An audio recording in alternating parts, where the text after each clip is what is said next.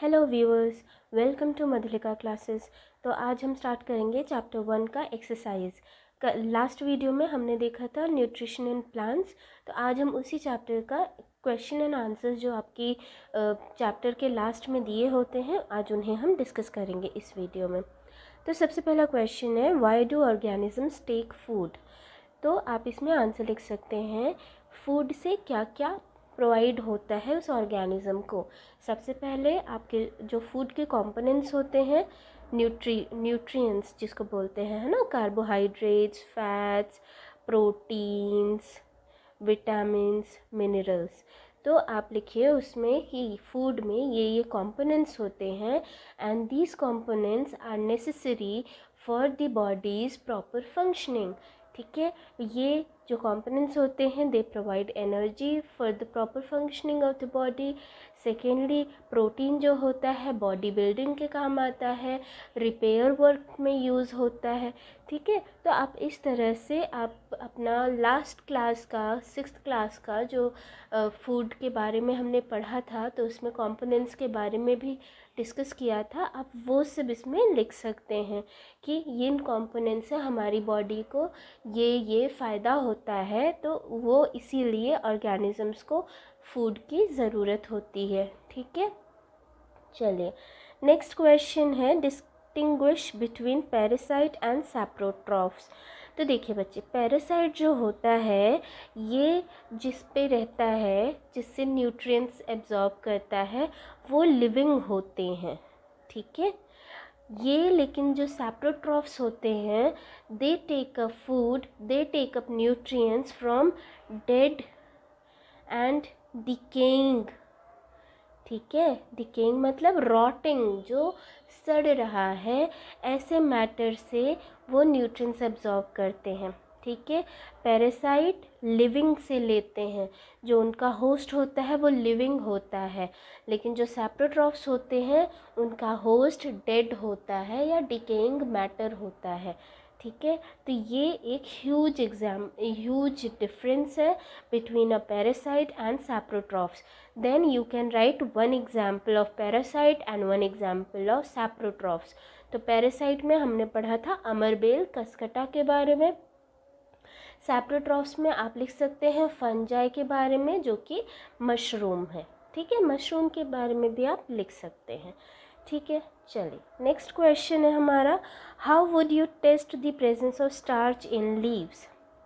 तो इसके लिए हमने जो पढ़ा था, 2 पॉटेड प्लांट्स लेने हैं एक जैसे, एक को आपको डार्क में रखना है, एक को आपको लाइट में रखना है 3-4 दिन के लिए। ठीक है, उसके बाद फिर आप उन दोनों की लीव्स को लेंगे और फिर उस पर आयोडीन टेस्ट करेंगे। ठीक है, अगर आयोडीन टेस्ट में उनका ब्लू ब्लैक कलर आया तो इसका मतलब स्टार्च प्रेजेंट है, अगर नहीं आया इसका मतलब स्टार्च एब्सेंट है। ठीक है ना, चलिए नेक्स्ट हो गया हमारा, give a brief description of process of synthesis of food in green plants. तो बेटा इसमें आपको फोटोसिंथेसिस को एक्सप्लेन करना है। आपको वो जो इनका इक्वेशन होता है, carbon dioxide plus water plus in presence of sunlight and chlorophyll you will get carbohydrate plus oxygen। ठीक है, ये वाला आपको लिखना है, उसको ही आपने एक्सप्लेन कर देना है कि एयर से कार्बन डाइऑक्साइड लेते हैं लीव्स, जो स्टोमेटा प्रेजेंट होते हैं लीव्स में, they take up carbon dioxide from air. Then जो रूट्स हैं हमारे प्लांट के, उससे वाटर वो सॉइल से एब्जॉर्व कर लेते हैं, फिर ये वेसल से ट्रांसपोर्ट होते हैं इन द लीव्स। उसके बाद जो क्लोरोफिल है वो सनलाइट से एनर्जी कैप्चर करता है।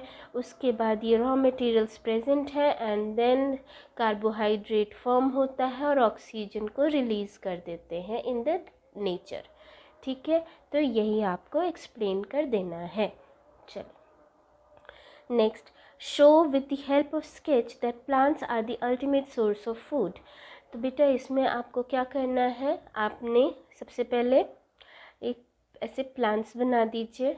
ठीक है, प्लांट्स को किसने खाया, प्लांट्स को खाया, मान लीजिए डियर ने, ठीक है, डियर बना दीजिए,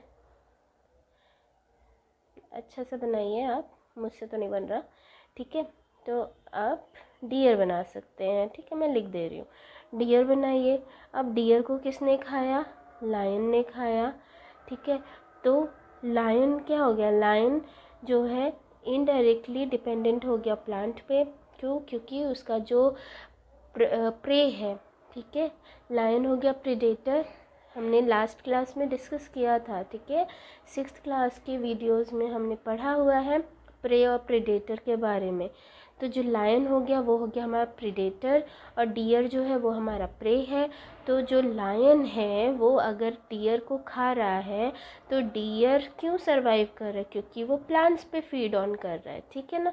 तो इसीलिए the ultimate source of energy क्या हो गई, प्लांट्स हो गए, ठीक है। तो इस तरह का स्केच आप ड्रॉ कर सकते हैं, ठीक है। या फिर आप इस तरह से, जैसे जो प्लांट्स होते हैं उनको खाया इंसेक्ट ने, इंसेक्ट को खाया फ्रॉग ने, फ्रॉग को खाया मान लीजिए, फ्रॉग को कौन खाता है, स्नेक्स खाते हैं, ठीक है, तो आप स्नेक्स बना सकते हैं। एंड देन जो है स्नेक को कौन खाता है, कोई भी एग्जाम्पल, जैसे ईगल लिख दीजिए, ठीक है, ईगल ने खा लिया।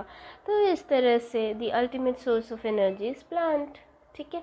इस तरह का आप कोई भी स्केच ड्रॉ कर सकते हैं। चलिए नेक्स्ट देखते हैं हम, fill in the blanks.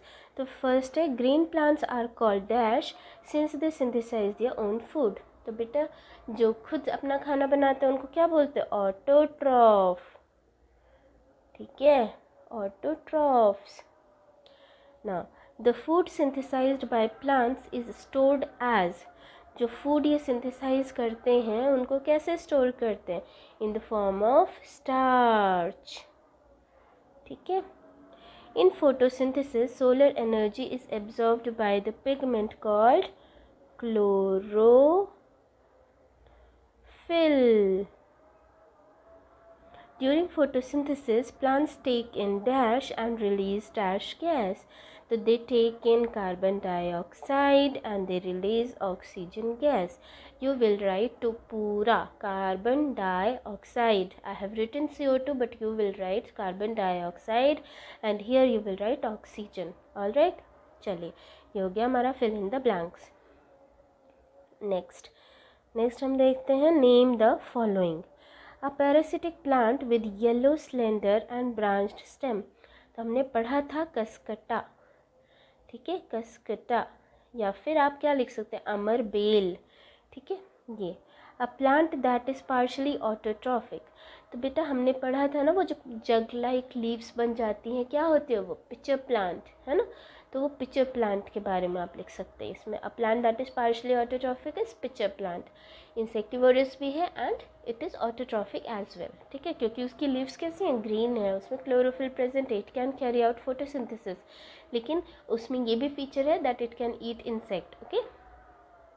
Now third, the pores through which leaves exchange gases, उसको क्या बोलते हैं बेटा, स्टोमेटा, ठीक है। चलिए next,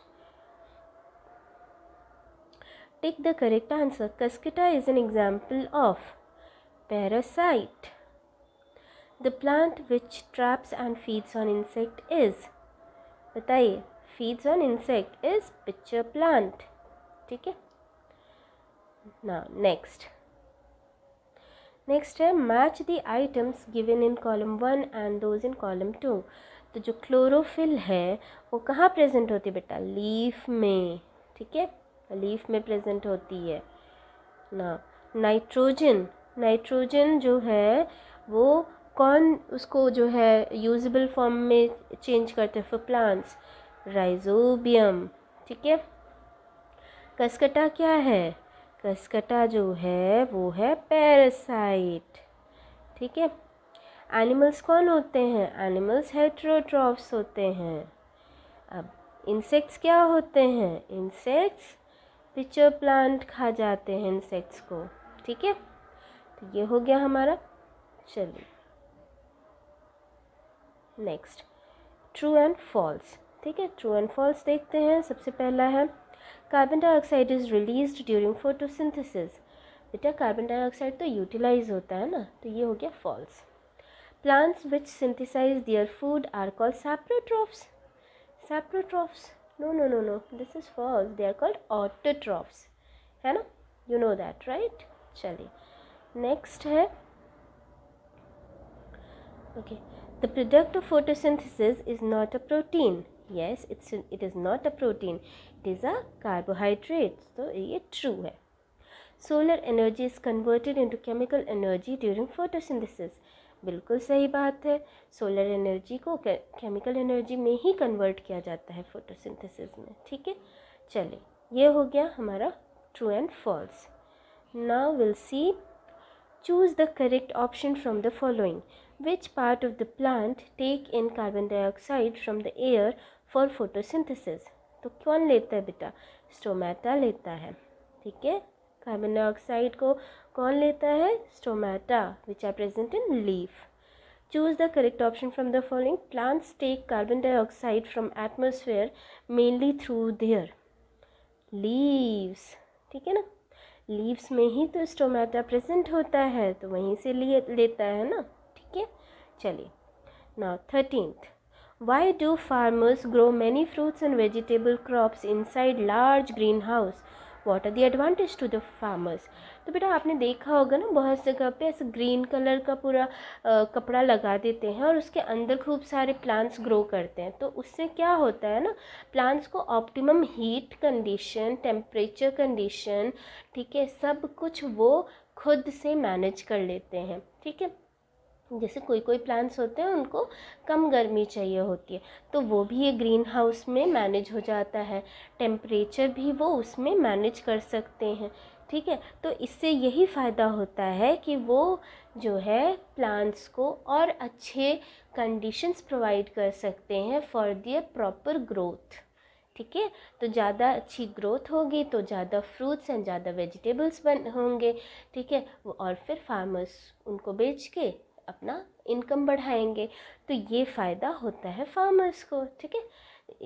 the green houses they provide optimum temperature and heat, ठीक है, फॉर द प्लांट, ठीक है। और फिर उसके अंदर ना ये जो इंसेक्ट्स हैं, पेस्ट हैं, इनसे भी प्लांट्स को बचाया जा सकता है, ठीक है। अब खुले में अगर लगा है तो खुले में तो कोई भी इंसेक्ट आके प्लांट को खा लेगा, बट जब वो ग्रीन हाउस रहता है तो उसमें इंसेक्ट्स की एंट्री नहीं हो पाती है, ठीक है। फार्मर्स आराम से उनको देख सकते हैं कि इंसेक्ट आया है तो उसको हटा देंगे, ठीक है।